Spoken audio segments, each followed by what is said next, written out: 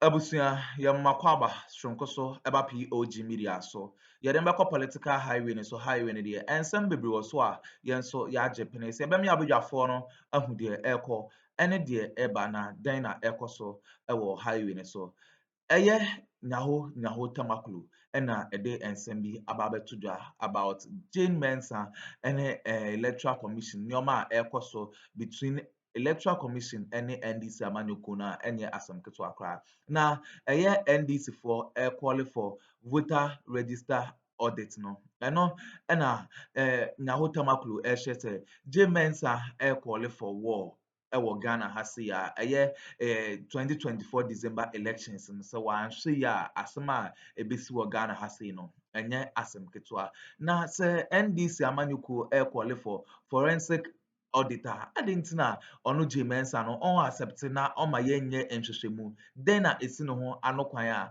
ɔmpɛ sɛ NDC amanyɔkuo no ɛbɛyɛ saa nhwehwɛmu no ɛndeɛ J.Mensah ɛde nsɛm bebree aba abɛto dwa akeka bi akyerɛ na ɛnyɛ asɛm ketewa koraa nti no ɔno deɛ ɔde strong warning ama J.Mensah sɛ ɔma n'ani nna hɔ na ɔnyɛ saa audit no ɛnyɛ saa deɛ ebesi wɔ Ghana ha na abusua mom yɛnkɔ na yɛnkɔ nkɔtie nsɛm a J.Mensah ɛde to dwa na ansa na yɛbɛkɔ no ɔwɔ nsɛmkan bi afa hyɛ yɛ comment section like na hyɛ maa foforɔ nso nsa ntumi nka bi mɛdam ase.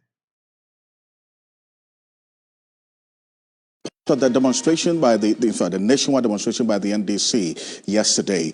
Now, that's led to the increased and continuous conversation about what has to be done to address the concerns that they raise for the credibility of the electoral roll going into this election, also to be rest assured and reassured, not just for the NDC, but for the other like-minded persons and groups that joined the demonstration and have spoken so far about it. The Christian Council of Ghana is calling on the Electoral Commission to a broader consultation of stakeholders and ensure transparency in its processes ahead of the 2024 December elections. And there's a statement that they issued also together with the Eminent Persons Group.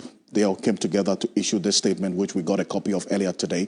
The Christian Council and the Eminent Persons Group are saying this will cultivate confidence and trust in the Commission for the elections. I'm just going to show you portions of this statement that came through earlier today and take a look at this. They say that the Electoral Commission, through her actions and inactions, has faced many accusations leading to the loss of confidence and heightened levels of mistrust in the conduct of Ghanaian elections, especially from parties in opposition. And nonetheless, the 2024 polls are being conducted under intensified skepticism, particularly due to concerns raised by the main opposition party, the NDC, regarding the voters' register and related issues. They continue. They are calling on the Electoral Commission to elevate her consultations and participatory methods and ensure increased transparency and improved communication with stakeholders. And take a look at that. The recommendation there is increased transparency and improved communication with stakeholders to cultivate confidence and trust. These are the two crucial ingredients in any electoral process that certainly must be upheld. Now, this is especially significant in this crucial election year. And that's how they conclude the statement, portions of it that we received earlier today with the Christian Council of Ghana and the eminent persons as well. Eminent persons of Ghana will sign this statement. Let's stay a bit further on this. Dr. N.Tamaklo is a statesman. He is a founding member of the New Patriotic Party. He's joining us on Zoom for a conversation. Togbe, I appreciate your time. Thank you for joining us here on Ghana Tonight. We saw the demonstration yesterday. The Electoral Commission has also responded. The position is quite clear on this. Beyond the demonstration and what has been happening now, what should be the next step of consideration in addressing the issues that have come up, just in the interest of sustaining the trust and confidence in the electoral process? I think, firstly, it's unfortunate that we've got to this position at the moment.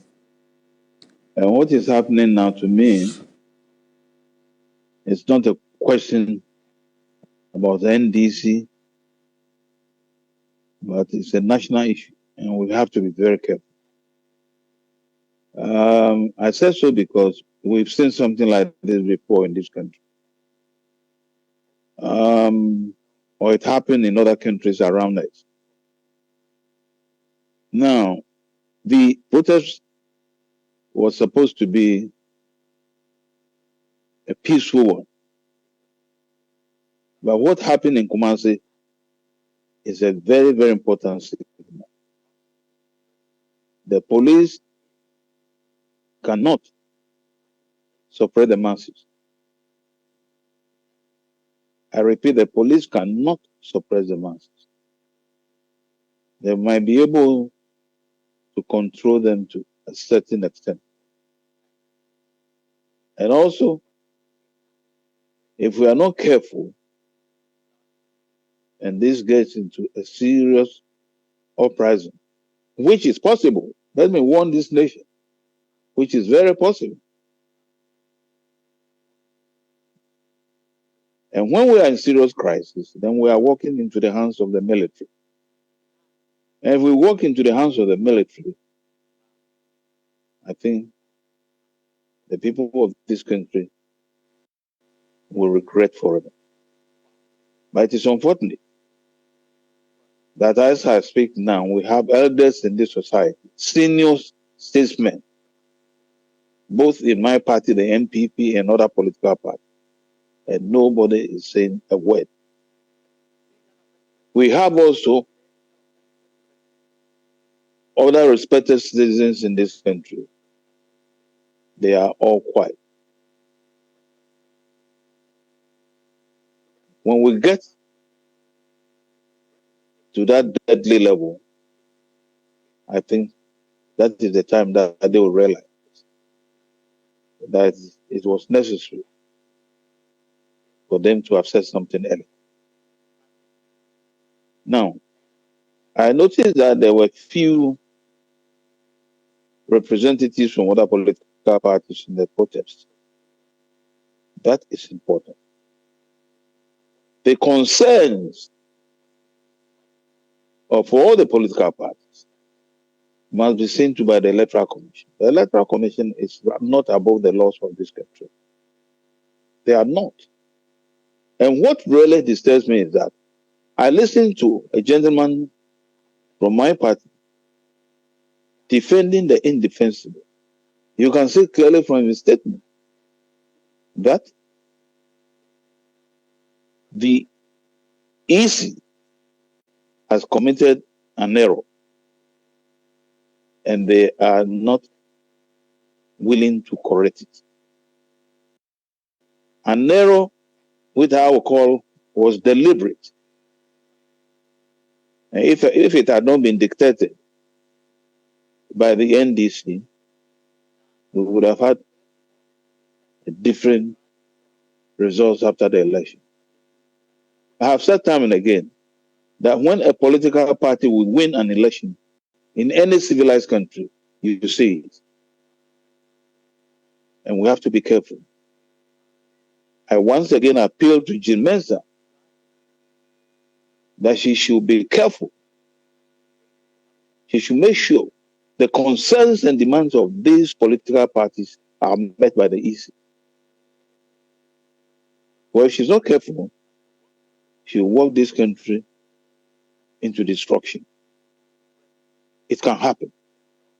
Years ago, we thought there could not be a problem in Liberia. I remember vividly when trouble came to Liberia, we all know how it was. So once again, I would like to appeal to the EC because all she has to do is to allow the forensic audit. Simple. Simple.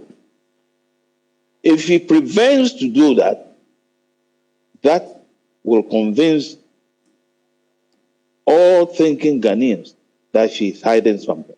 But it appears, Toby, the EC's position is quite clear.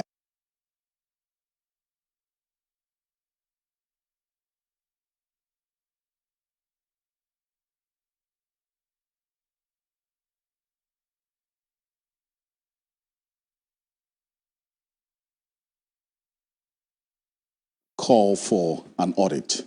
They've indicated that the exhibition exercise itself was a corrective measure that identified some of these issues, and so that call really is not necessary as against the issues that the NDC has raised. So the position is quite clear. But then again, there's been that talk for dialogue, and that's where this recent call is increasing now. And I want to find out your thoughts on that, especially because of the positions that we have heard on this matter going forward.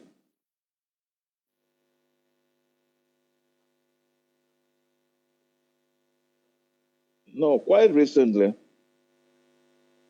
an institution that I have always been thinking are the religious groupings. Some of them even started talking about what is happening in the country just yesterday. They should be the first. Now, what is happening now, we have to be careful. I keep on saying that because we don't know how it will end. And the best way to avoid crisis is to prevent crisis from coming. Now, the religious bodies are there. The TUC has come out with a strong statement. Indeed, today, they have added more demands. And I don't believe any sane government will sit down unconcerned. The churches, as I said earlier on, the trade union, various organizations, and particularly the young people of this country. If they want to lead this country or be around and this country is led into destruction, that is left to them. That is left to them. Because if we joke with what is happening now, what started today is a serious, very, very serious signal. And I will be surprised if it's not taken seriously by any sane politician, and for that matter, any other person in this society, and the youth in particular. It shouldn't be just a protest. It's a signal. If we are not careful, it will lead us into a situation that will be worse than June 4. I saw June 4. I saw it with my naked eyes. So I think this is all that happened. And those words, as brief as they are, is enough to carry a message as you have presented it. And I do appreciate your time. Thank you for joining us here on Ghana Tonight. Talk with Dr. Nya. The NDC in the Ashanti region also issued a statement, and that's what Talk with Dr. N.Tamaklo has been referring to, what happened earlier today with respect to the NDC's position on the developments. And we're putting part of the incident on the screen right now that characterized some skirmishes in that region yesterday. They say they are denying the police statement that they attacked the police personnel there. That did not happen. They rather would also in their statement indicated their supporters rather were manhandled by the Ghana Police Service personnel who were deployed to guard the protesters during that demonstration yesterday. So that's the position put out earlier today by the NDC in the Ashanti region. And it's one that we're keeping an eye on to see how things play out here on your election command center. But there's been a number of references made to the trust and confidence in the Electoral Commission. And this is what we saw. Comparing to at least 2 data points, so we know. So those of you who would have positions about a particular survey and the outcome of it. Now, here's what we do. If you don't want to trust just one poll, look at 2 or 3 of them. Trust in the Electoral Commission and the courts, the Ghana Police Service, plummeted to unprecedented low levels, at least in the Afrobarometer survey that was released sometime last year. It surveyed between the years 1998 all the way to the year 2022. And I'm going to take you through it. Take a look at this. Follow me closely. Now, in the year 1998, according to the Afrobarometer survey, the Electoral Commission enjoyed a trust level of 63%. In the year 2022, it dropped to 49%. In the year 2002, 49%. Now, in 2006, prior to the 2008 elections, when the Afrobarometer survey was conducted, the Electoral Commission enjoyed a trust level of 75%. It then dropped to 67% in the year 2009. And I want you to track the years. Every time after a major election, for instance, in 2008, you see that decline. And watch this. In the year 2013, there was another survey. In fact, in 2012, we saw another decline to 59%. Then in 2014, just after the 2012 elections, we saw a further decline to 37%. And between 2014 and 2018, when the other survey was conducted, there was an increase of 54% in the confidence level for the Electoral Commission. Now, between 2018 and to 2020, prior to the 2020 elections, the Electoral Commission enjoyed a confidence level of 52%. Now, in 2022, when the Afrobarometer survey conducted its round 9, they saw a decline as well in the trust in the Electoral Commission, dropping to 33%. An all-time low. That was 2 years ago, prior to this election as we're going into it. Now, there's going to be another Afrobarometer survey that's going to be released in the coming weeks, so we'll keep an eye on that. But as of 2022, the trust in the Electoral Commission per the Afrobarometer survey was 33%, as all-time low. Now, that's not the only one. The Global Info Analytics has also been doing some surveys, doing comparative analysis month on month. In the month of April this year, 2024, that's the survey details represented with the green bar. And the month of July, survey details represented with the blue bar. In the month of April, when they went onto the street across the country, surveying almost 8,000 respondents, 59% of the respondents in April said they had confidence in the Electoral Commission. Now, guess what? In July, this was just 2 months ago, when they went onto the streets again, sampling the same size, they had 53% of the respondents saying that they had confidence in the Electoral Commission. That's a drop. But if you compare that to those in April who said they had no confidence in the Electoral Commission, that was 32%. But then in July, there was an increase to 38%.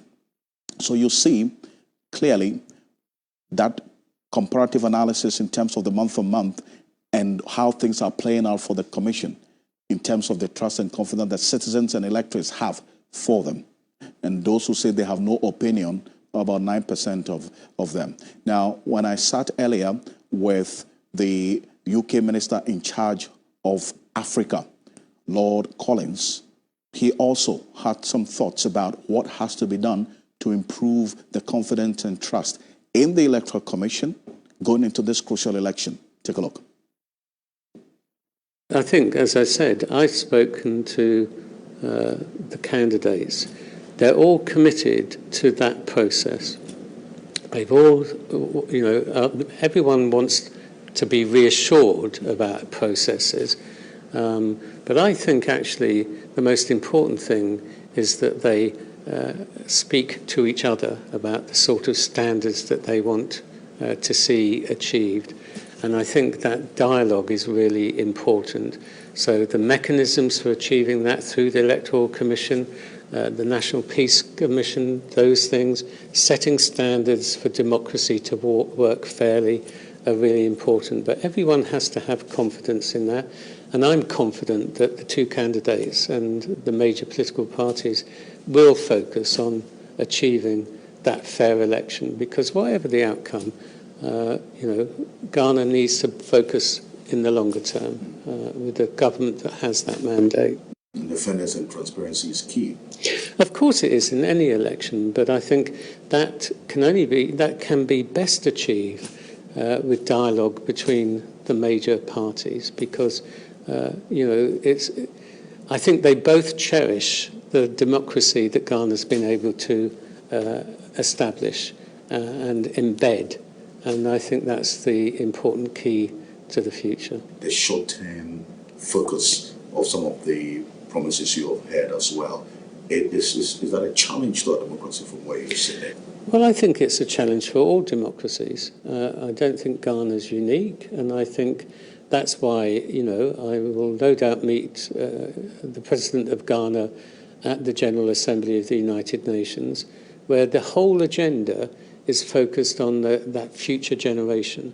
And also, the agenda is, how do we actually sort of deliver on the goals set out in the Sustainable Development Goals in the 2030 agenda?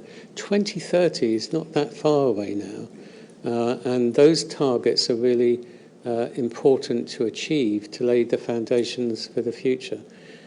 And that was a 15-year agenda.